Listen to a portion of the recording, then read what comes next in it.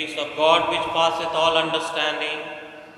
keep your hearts and minds in the knowledge and love of God and of his Son Jesus Christ our Lord. And the blessing of God Almighty, the Father, the Son, and the Holy Spirit be amongst you and remain with